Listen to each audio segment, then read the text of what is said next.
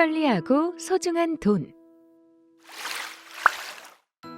오늘 수업을 통해 상품 거래에 돈이 필요함을 알 수 있고 돈과 관련된 의사결정 사례를 제시할 수 있습니다. 그럼 어떤 것을 배울지 그림 일기를 통해 먼저 알아볼까요? 어느 한 작은 시골 마을, 사과 농장을 운영하는 농부 가족이 살고 있어요. 농부네 아이들은 소풍을 가기 위해 새 신발이 필요했어요.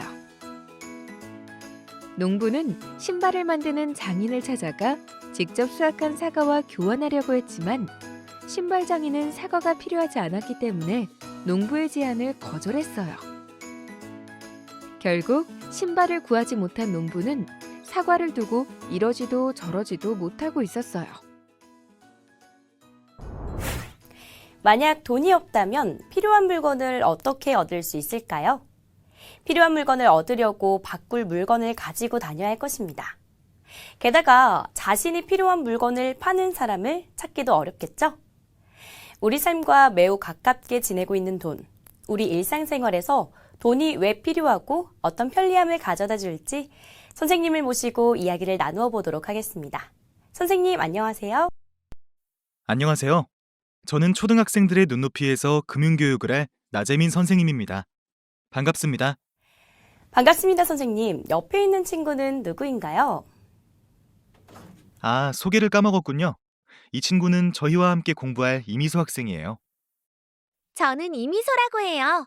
평소 궁금한 게 많아 금융에 대해 더 알아보고 싶어요. 네, 아주 좋아요. 미수 학생, 만약 이 세상에 돈이 없다면 어떻게 될지 상상해 봤나요? 글쎄요.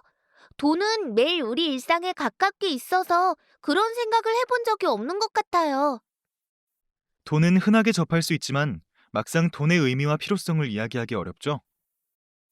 만약 돈이 없다면 필요한 물건을 구하기 힘들어 생활이 어려워지고 하고 싶은 일을 할 수 없을 거예요.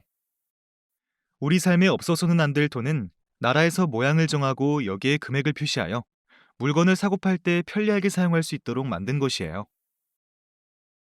미수 학생은 주로 돈을 어떻게 사용하나요?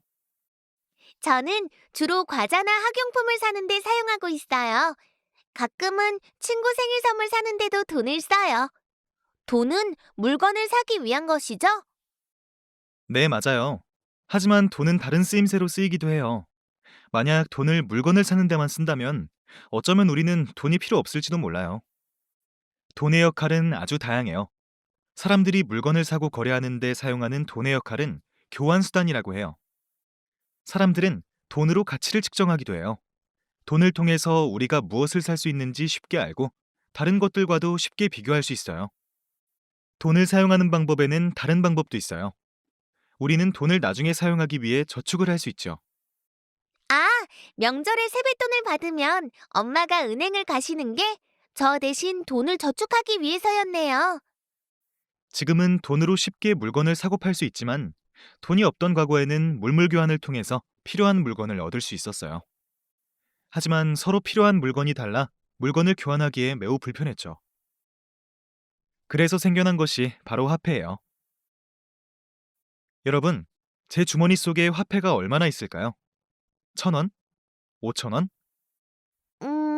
잘 모르겠는데요. 근데요, 선생님, 보통 주머니에 돈이 얼마나 있을까요? 라고 하지 않나요? 네, 맞아요. 화폐가 바로 돈을 말하기도 한답니다. 돈은 화폐, 화폐는 돈이라는 것이군요. 그렇다면 우리가 사용하고 있는 돈은 언제부터 사용된 건가요? 우리 생활에서 없어서는 안 될 화폐는 시대마다 달랐고, 시대를 거슬러 올라가 보면 아예 화폐가 없던 시절이 있었어요. 그 화폐의 역사에 대해 잠깐 알아볼까요? 돈이 아직 만들어지지 않았던 때 물건과 물건을 교환해 필요한 물품을 얻을 수 있었어요. 각각의 물건이 가지는 가치를 매번 정하고 물물 교환이 가능한 사람을 찾는 일은 매우 번거로웠죠.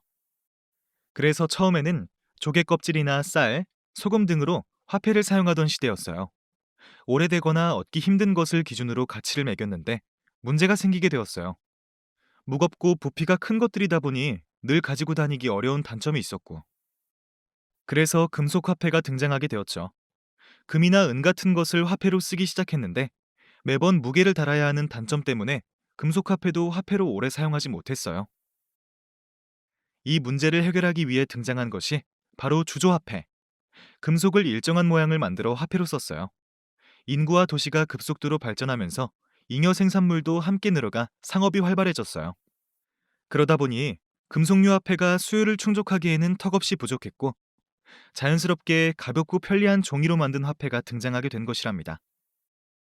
오늘날 우리는 지폐뿐만 아니라 모바일 결제나 인터넷으로 돈을 지불하기도 하죠. 이전 화폐처럼 돈이 눈에 보이지 않지만 컴퓨터나 휴대전화에 화폐 기능을 담고 디지털 정보를 통해 돈을 주고받는 것이 가능해지게 되었어요. 빠르게 발전하는 기술이 또 어떤 화폐를 탄생시키게 할지 궁금하네요. 돈의 모양은 시대에 따라 변하지만 미래에도 변하지 않을 한 가지는 돈은 우리 생활 속에 꼭 필요하다는 것이에요. 우리 생활을 살펴보면 돈과 관련되지 않은 것이 없답니다. 예를 들면 어떤 것이 있나요? 우리가 살아가면서 얻는 의식주는 공짜로 얻을 수 있는 것이 아니라 돈을 주고 사야 되는 것이에요.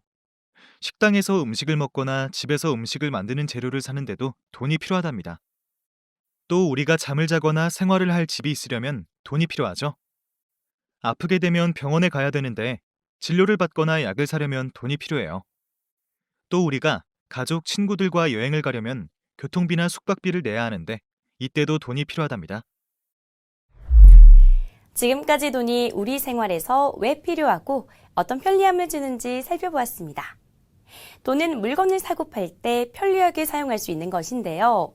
이뿐만이 아니라 돈으로 가치를 책정하여 가치를 비교할 수 있고 돈은 가치를 잃지 않기 때문에 저장할 수도 있습니다. 물품화폐, 금속화폐, 주조화폐, 지폐를 거쳐 전자화폐에 이르기까지 사람들은 좀 더 사용하기 쉽고 편리한 화폐를 만들려고 노력해 왔습니다. 돈이 있기 때문에 우리는 생활에 필요한 물건을 살 수 있고 하고 싶은 일을 할 수 있습니다.